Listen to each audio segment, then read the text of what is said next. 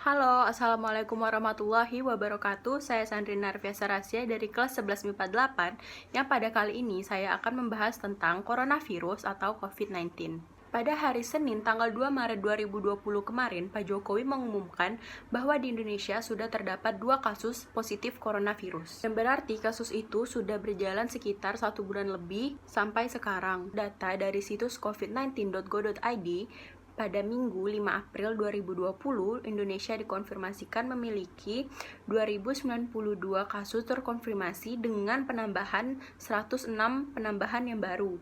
Sedangkan ada 191 kasus kematian, 150 kasus berhasil disembuh, dan 1.751 kasus aktif yang tengah dalam perawatan pemerintah.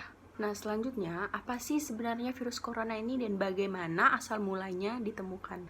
Virus ini ditemukan pada 1960-an. Virus yang paling awal ditemukan adalah virus bronkitis infeksius pada ayam dan 2 virus dari rongga hidung manusia dengan flu biasa.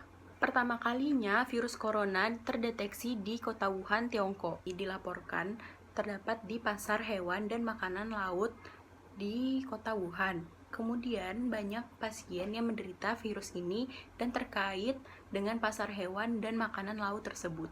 Dikutip dari BBC, mereka mengatakan bahwa di pasar grosir ini mereka menjual berbagai hewan-hewan yang liar seperti ular dan kelelawar. Corona ini memiliki jumlah yang sangat banyak dan setiap virus corona memiliki spesifik ke spesies tertentu. Nah, selanjutnya gimana sih penularan virus corona ini? Jadi penularan virus corona ini menularkan sesama spesiesnya. Misalnya kelelawar dengan kelelawar, tikus dengan tikus, dan manusia dengan manusia. Jadi penularan virus corona terhadap manusia bukan terjangkiti dari kelelawar ke manusia, melainkan dari manusia ke manusia.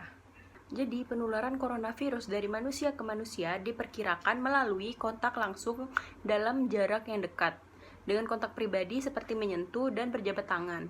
Menyentuh benda atau permukaan dengan virus di atasnya merupakan satu di antara faktor penularan virus corona. Kemudian menyentuh bagian mulut, hidung, atau mata sebelum mencuci tangan, dan percikan dari saluran pernapasan yang dihasilkan penderita saat bersin dan batuk. Terdapat studi terbaru menunjukkan potensi penularan virus corona melalui udara.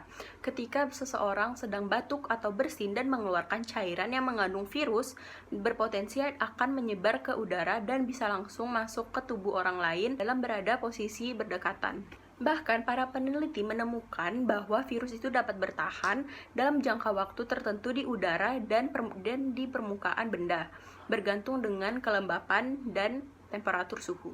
Selanjutnya kita akan membahas tentang gejala dan cara pencegahannya. Seperti yang dilaporkan WHO, gejala umum yang ditunjukkan seseorang jika terinfeksi virus corona adalah demam, merasa mudah lelah, dan batuk kering. Sekitar 80% penderita menunjukkan gejala ringan hanya seperti flu pada biasanya. Mereka ini dapat sembuh dengan sendirinya tanpa ada pengobatan yang khusus.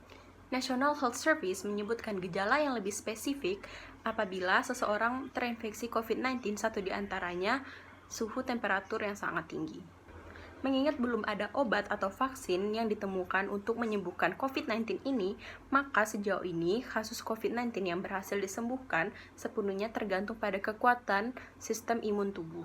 Jika Anda mengalami demam atau batuk, Anda belum perlu pergi ke dokter untuk memeriksa kondisi tersebut. NHS Inggris menyarankan orang yang mengalami batuk atau demam untuk tetap tinggal di rumah selama setidaknya 7 hari. Hal ini harus ditaati untuk mencegah terjadinya penyebaran COVID-19 yang lebih luas. WHO menyarankan aturan ini harus dilakukan oleh siapapun tanpa melihat apakah seseorang itu baru bepergian ke luar negeri atau tidak. Namun, jika gejala terus berlanjut lebih dari 7 hari, Anda harus disarankan untuk menghubungi layanan kesehatan untuk mendapatkan tes COVID-19. Baiklah semuanya, sekian dari saya. Terima kasih yang sudah menonton video ini sampai akhir. Mohon maaf apabila ada kesalahan pengucapan kata. Semoga video ini bermanfaat bagi kita semua. Saya tutup. Wassalamualaikum warahmatullahi wabarakatuh.